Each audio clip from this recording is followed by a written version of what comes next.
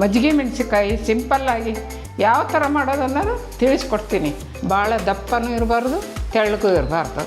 ಈ ಥರ ಮಾಡ್ಕೊಂಡು ಹಾಕ್ಬೇಕಿದ್ರಲ್ಲಿ. ಮೊಸರು ಎಲ್ಲ ಸಮರಸ ಆಗ್ಬೇಕು. ಮೊಸರನ್ನ ಸುರಿತಾಯಿದೆ ಇದೆ ಈ ಥರ ಮೇಲೆ ಬಂತು. ಈ ಥರ ಕೆಳಗೆ ಮೇಲೆ ಅನ್ಕೊಂತ ಇದ್ದೆ. ಇದನ್ನು ಸುರಿಕೊಳ್ಳೋಣ. ಮೆಣಸಿನ್ಕಾಯಿ ಒಂದ್ರ ಮೇಲೊಂದು ಕುಂದ್ರಬಾರ್ದು. ಗಳಗಳನ್ನಂಗೆ ಒಣಗಿದಾವೆ. ಈ ಥರ ಕಟ್ಟನ್ನಂಗೆ ಮುರಿಬೇಕು. ಈ ಥರ ಹಾಕಿಬಿಡು. ಊಟದಲ್ಲಿ ಇದೊಂದು ಮಜ್ಜಿಗೆ ಮೆಣಸಿನ್ಕಾಯಿ ಇದ್ದರೆ ಹಬ್ಬದ ಊಟ ಮಾಡಿದಂಗೆ. ಬರೀ ಬಾಯಿಂದ ತಿನ್ಬೋದು, ಅಷ್ಟು ಚೆನ್ನಾಗಿದೆ. ನಮಸ್ಕಾರ ವೀಕ್ಷಕರೇ. ಈಗ ಬಿಸಿಲು ಭಾಳ ಇರೋದ್ರಿಂದ ಈ ಬಿಸಿಲುಗಾಲದಲ್ಲಿ ನಮ್ಮ ಪೂರ್ವಿಕರೆಲ್ಲ ಹಪ್ಪಳ, ಸಂಡಿಗೆ, ಮಜ್ಜಿಗೆ ಮೆಣಸಿನ್ಕಾಯಿ ಇವನ್ನೆಲ್ಲ ಈ ಬಿಸಿಲಿಗೆ ಚೆನ್ನಾಗಿ ಒಣಗ್ತಾವೆ ಅಂಥೇಳಿ ಈ ಬಿಸಿಲು ಕಾಲದಲ್ಲೇ ಮಾಡ್ಕೊತಿದ್ರು. ಅದೇ ರೀತಿ ನಾನು ಕೂಡ ಈಗ ನಿಮಗೆ ಮಜ್ಜಿಗೆ ಮೆಣಸಿನ್ಕಾಯಿ ಸಿಂಪಲ್ಲಾಗಿ ಯಾವ ಥರ ಮಾಡೋದು ಅನ್ನೋದು ತಿಳಿಸ್ಕೊಡ್ತೀನಿ. ಅದೇ ಥರ ನೀವು ಕೂಡ ಮಾಡ್ಕೊಂಡು ಬಿಸಿಲಿಗೆ ಒಣಗಿಸ್ಕೊಂಡು ಊಟ ಮಾಡಿ ನೋಡಿ.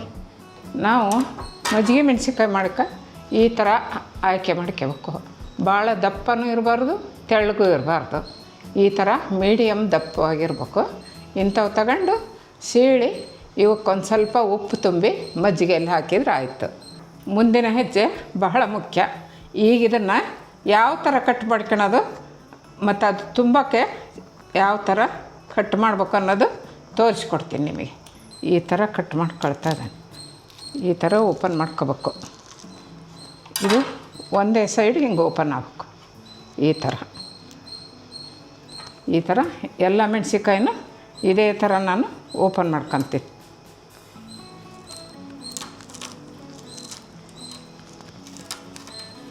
ನಾವು ಬೇಸಿಗೆಯಲ್ಲೇ ಮಾಡ್ಕೋಬೇಕು.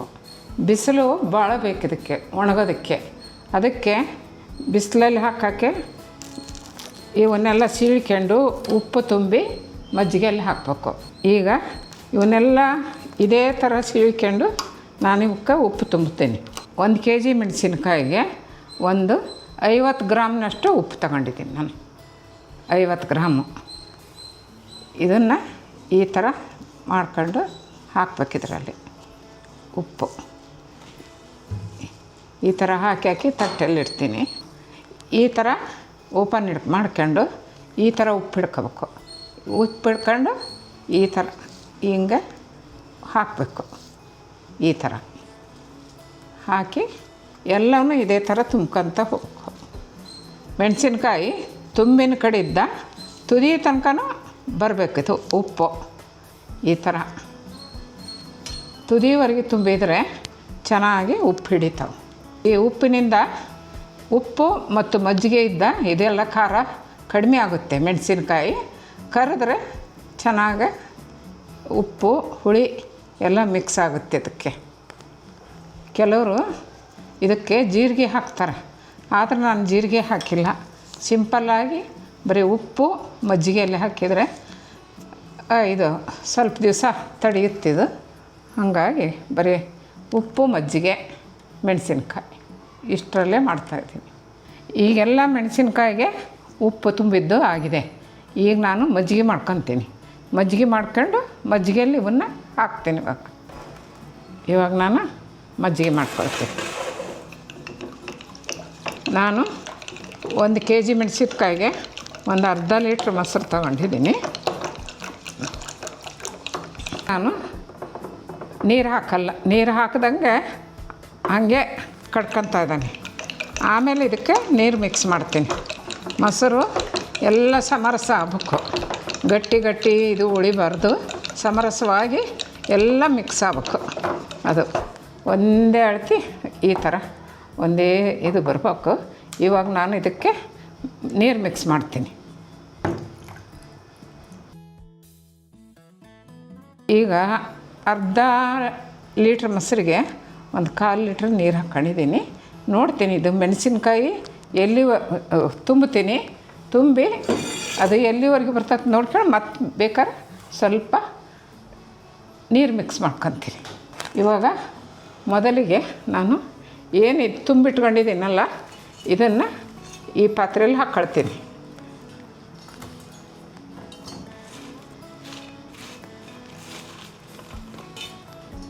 ಈ ಥರ ಅಗಲ ಕಡಿಮೆ ಇರೋ ಪಾತ್ರೆ ತಗೊಂಡು ಇವನ್ ತಳಕ್ಕೆ ಹಾಕಿ ಈ ಮಜ್ಜಿಗೆಗೆ 1-2-3 ಸ್ಪೂನು ಉಪ್ಪು ಹಾಕ್ಕೊಳ್ತೀನಿ.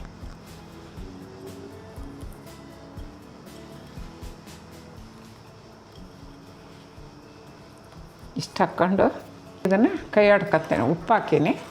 ಉಪ್ಪು ಹಾಕಿ ಚೆನ್ನಾಗಿ ಕೈ ಆಡ್ಕೊಂಡು ಈಗೇನು ಇಲ್ಲಿ ತುಂಬಿಟ್ಟಿದ್ದೀನಲ್ಲ ಇದಕ್ಕೆ ಮೊಸರನ್ನ ಸುರಿತಾ ಇದೆ. ಇವು ಮಜ್ಜಿಗೆ ಅಲ್ಲಿ ಪೂರ್ತಿ ನೆನಿಬೇಕು. ಇವು ಮೆಣಸಿನಕಾಯಿ ಇವಾಗ ಸ್ವಲ್ಪ ನೀರು ಹಾಕ್ಕೊಂಡು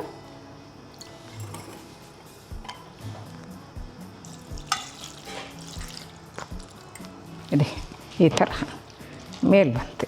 ಈ ಥರ ಹೀಗೆ ಇಷ್ಟಿರಬೇಕು. ಇದಕ್ಕಿಂತ ಜಾಸ್ತಿ ಇರಬಾರ್ದು, ತೀರ ಇದಾಗ್ಬಿಡುತ್ತೆ. ಗಟ್ಟಿ ಮಜ್ಜಿಗೆಯಲ್ಲೇ ನೆನಿಬೇಕಿದು. ಭಾಳ ನೀರು ಆಗಬಾರ್ದು. ಇಷ್ಟ ಆಯ್ತಲ್ಲ, ಇವಾಗ ನಾನು ಇದನ್ನು ಮುಚ್ಚಿಟ್ಟು ಬೆಳಗ್ಗೆ ಮತ್ತು ಈ ಮಜ್ಜಿಗೆ ತೆಗೆದು ನಾನು ಬಿಸಿಲಿಗೆ ಒಣಗಿ ಹಾಕ್ತೀನಿ. ನಾನು ಮಜ್ಜಿಗೆ ಮೆಣಸಿನ್ಕಾಯಿ ಮಾಡೋಕ್ಕೆ ಎಲ್ಲ ಉಪ್ಪು ತುಂಬಿ ಮಜ್ಜಿಗೆಲ್ಲ ಹಾಕಿದ್ದೆ. ಈಗ 2 ದಿವಸ ಆಯಿತು. ಇವಾಗ ಅದನ್ನು ತೆಗಿತಾ ಇದ್ದಾನೆ. ಮಧ್ಯ 1-2-3 ಸಲ ಕೈ ಆಡ್ಸ್ಕೊತ ಇದ್ದೆ. ಈ ಥರ ಕೆಳಗೆ ಮೇಲೆ ಅನ್ಕೊಂತ ಇದ್ದೆ. ಇವತ್ತಿಗೆ 2 ದಿವಸ ಆಯಿತು. ಇವಾಗ ನಾನು ಇದನ್ನು ಹೊರಗೆ ತೆಗೆದು ಬಿಸಿಲಿಗೆ ಒಣಗಿ ಹಾಕ್ತೀನಿ. ಈಗ ಇದನ್ನು ಹೊರಗಡೆ ತಗೊಳ್ಳೋಣ. ಈ ಥರ ತೂತಿನ ಬಟ್ಲಲ್ಲಿ ಇಟ್ಕೊಂಡು ಇದನ್ನು ಸುರಿಕೊಳ್ಳೋಣ.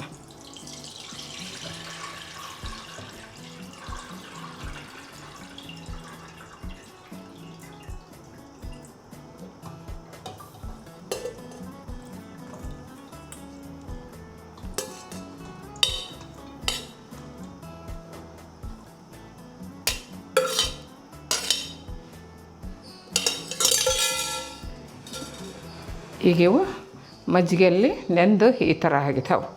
ಮೆಣಸಿನ್ಕಾಯಿಗಳು ಈ ಥರ ಆಗಿದ್ದಾವೆ. ಈಗ ಇವನ್ನ 5 ನಿಮಿಷ ಮಜ್ಜಿಗೆ ಇಳಿಯಕ್ಕೆ ಬಿಟ್ಟು ತಟ್ಟೆಗಿಟ್ಟು ಬಿಸಿಲಿಗೆ ಇಡೋಣ. ಇವು ಮೆಣಸಿನ್ಕಾಯಿ ಒಂದ್ರ ಮೇಲೊಂದು ಕುಂದ್ರಬಾರ್ದು. ಆ ಥರ ದೂರ ಇಟ್ಕೊಂತ ಬರ್ಬೇಕು. ಈ ಥರ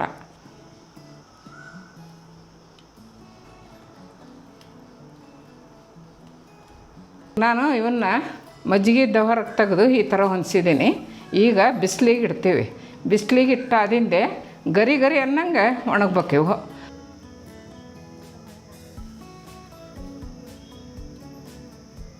ಈಗ ಮಜ್ಜಿಗೆ ಮೆಣಸಿನ್ಕಾಯಿ ಮಜ್ಜಿಗೆಯಲ್ಲಿ ಹಾಕಿ ತೆಗೆದು 4 ದಿವಸ ಆಯಿತು ಒಣಗಿ. ಇವಾಗ ಈ ಥರ ಗಳ ಅನ್ನಂಗೆ ಒಣಗಿದಾವೆ. ಈ ಥರ ತಟ್ಟೆಯಲ್ಲಿ ಹಾಕಿಟ್ಬಿಟ್ರೆ 3 ದಿವಸಕ್ಕೆ ಗಳಗಳಂತ ಒಣಗಿಬಿಡ್ತಾವೆ. 2 ದಿವಸ ಮಜ್ಜಿಗೆಯಲ್ಲಿ ಬಿಟ್ಟಿದ್ದೆ, 3 ದಿವಸ ಒಣಗಿಸಿದ್ದೀನಿ. ಎಷ್ಟು ಚೆನ್ನಾಗಿ ಒಣಗಿದಾವೆ, ಗಳಗಳನ್ನಂಗೆ ಒಣಗಿದಾವೆ. ಈ ಥರ ಒಣಗಿದ ಮೇಲೇ ನೀವು ಡಬ್ಬಕ್ಕೆ ಹಾಕಿಟ್ಕೋಬೇಕು.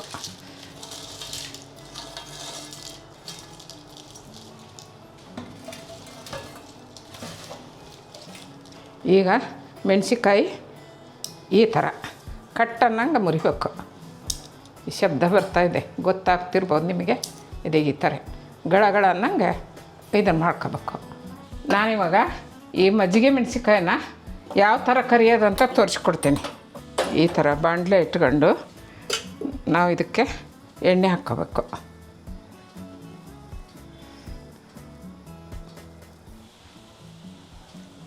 ಈ ಥರ ಎಣ್ಣೆ ಹಾಕ್ಕೊಂಡು ಇದಕ್ಕೆ ಒಂದು ಸ್ವಲ್ಪ ಚೆನ್ನಾಗಿ ಬಿಸಿ ಆಗಬೇಕು ಎಣ್ಣೆ.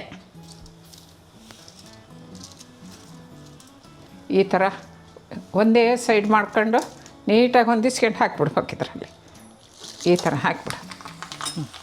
ಹಾಕಿದ ಕೂಡಲೇ ಈಗ ಆಫ್ ಮಾಡ್ಕೊಂಬಿಡ್ಬೇಕು. ಗ್ಯಾಸ್ ಆಫ್ ಮಾಡಿಬಿಟ್ಟೆ. ಈಗ ನಾನು ಇಷ್ಟಕ್ಕೆ ಚೆನ್ನಾಗಿ ಬೇಯುತ್ತದು. ಈ ಥರ ಗೋಲ್ಡನ್ ಕಲರ್ ಬರಬೇಕು ಮೆಣಸಿನ್ಕಾಯಿ. ಈಗ ನಾನು ತೆಗೆದು ಬಿಡ್ತೀನಿ.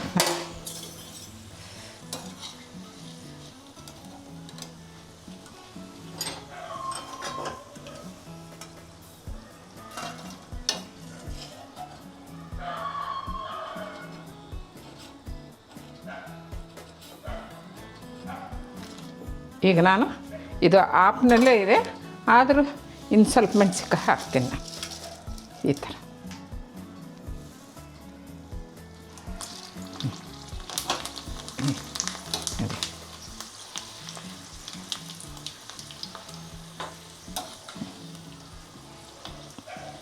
ಈ ಥರ ಗೋಲ್ಡನ್ ಕಲರ್ ಬಂದರೆ ಸಾಕು.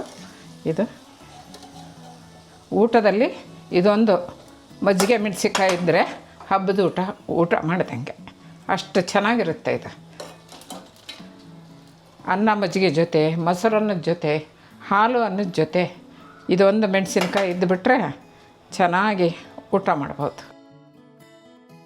ಈಗ ನಾನು ಮಜ್ಜಿಗೆ ಮೆಣಸಿನ್ಕಾಯಿ ಯಾವ ಥರ ಮಾಡೋದು ಅಂತ ತೋರಿಸಿದೆ. ಉಪ್ಪು ಹಾಕಿಂದೆ 2 ದಿವಸ ಮಜ್ಜಿಗೆಯಲ್ಲಿ ಬಿಡಬೇಕು. 2 ದಿವಸ ಆದಮೇಲೆ ತಟ್ಟೆಗೆ ತೆಗೆದು 4-5 ದಿವಸ ಗಳನ್ನ ಒಣಗಿಸೋವರೆಗೆ ತೋರಿಸಿದೆ ನಿಮಗೆ. ಇವಾಗ ಕರೆದು ತೋರಿಸ್ತಾ ಇದ್ದೀನಿ. ಇದು ಅನ್ನ ಸಾಂಬಾರು ಜೊತೆಗೆ, ಅನ್ನ ಮಜ್ಜಿಗೆ ಜೊತೆಗೆ, ಅನ್ನ ಮೊಸರಿನ ಜೊತೆಗೆ, ಎಲ್ಲದರ ಜೊತೆಗೂ ಇದು ಆಗುತ್ತೆ. ಇದು ಒಂದು ಮೆಣಸಿನ್ಕಾಯಿ ಇದ್ದರೆ ಹಬ್ಬದ ಊಟ ಉಂಡಂಗೆ ಆಗುತ್ತೆ, ಅಷ್ಟು ಚೆನ್ನಾಗಿ ರುಚಿಸುತ್ತೆ ಊಟ. ಈಗ ಒಂದು ಮೆಣಸಿನ್ಕಾಯಿನ ತಿಂದು ನೋಡ್ತೀನಿ ಇವಾಗ. ಎಷ್ಟು ಹಗುರವಾಗಿ ಸರಿಯಾಗಿ ಉಪ್ಪು ಮಜ್ಜಿಗೆ ಚೆನ್ನಾಗಿ ಇದು ಆಗಿದೆ, ಚೆನ್ನಾಗಿ ಒಣಗಿದಾವು. ಟೇಸ್ಟು ಅಷ್ಟು ಚೆನ್ನಾಗಿದೆ, ಬರೇ ಬಾಯಿಂದ ತಿನ್ಬೋದು, ಅಷ್ಟು ಚೆನ್ನಾಗಿದೆ. ವೀಕ್ಷಕರೇ, ನಾ ಮಜ್ಜಿಗೆ ಮೆಣಸಿನ್ಕಾಯಿ ಯಾವ ಥರ ಮಾಡೋದು ಅಂತಂದು ನಿಮಗೆ ತೋರಿಸ್ಕೊಟ್ಟೆ. ಇದನ್ನೆಲ್ಲ ನೋಡಿಕೊಂಡು ನೀವು ಮಾಡ್ಕೊಂಡು ಯಾವ ಥರ ಬಂತು ಅನ್ನೋದನ್ನು ಕಮೆಂಟ್ ಮೂಲಕ ತಿಳಿಸಿ. ನಮ್ಮ ವಿಶಿಷ್ಟ ರುಚಿ ವಾಹಿನಿಯನ್ನು ಸಬ್ಸ್ಕ್ರೈಬ್ ಮಾಡ್ಕೊಳ್ಳಿ, ಲೈಕ್ ಮಾಡಿ. ನಮಸ್ಕಾರ.